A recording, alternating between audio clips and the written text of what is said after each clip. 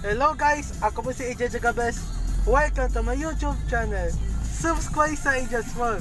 At dito po sa ating ka-extension, traffic. Ako na.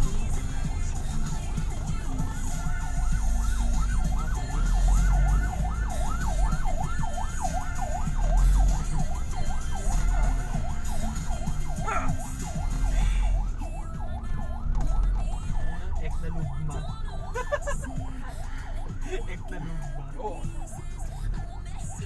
Kasi merong masarap post natin, yung ambulance, baliktad, imbis pa mirror, sinispelling lang ng totoo. Nagumba. Salita din yung naglagay. Pre, pa-mirror dapat, para pag nakita sa salamin, ambulance, nagumba yan.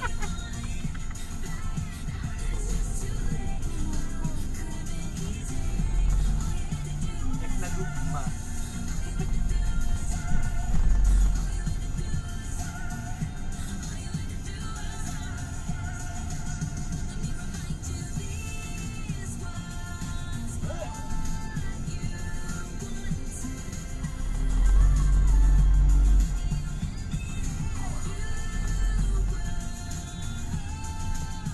Ano, sasama ba si Janelle?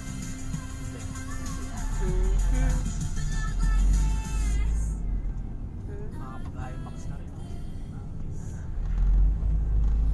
Nag-ano pala. Nag-chat-chat sila nung tulog ako. Madaling araw.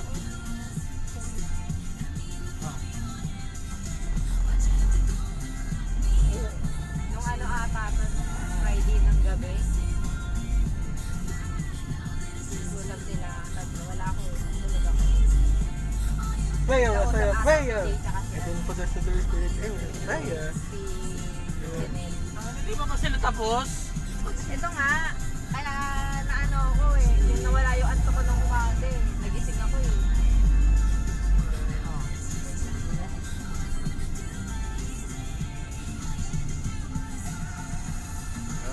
Ako traffic.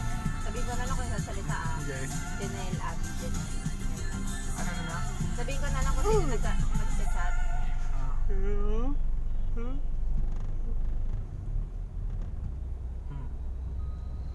Janelle. Pinagalitan ako ni Papa. Carla. Tapos lyrics lang. Bakit daw? Sabi ni Janelle, minay-edit ko kasi yung ere ni JK.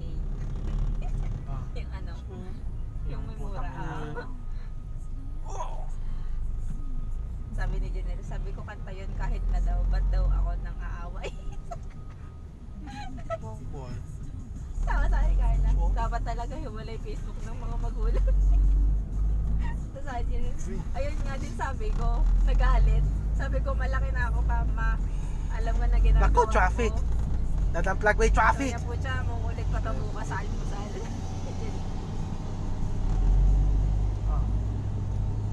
Traffic. Natamplag way.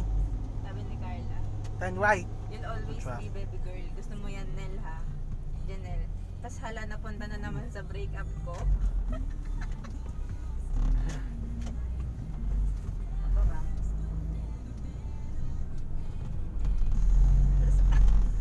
Reply ni Carla yung ano, reply ni Janelle na ano, Abot sa breakup. malaki na ako.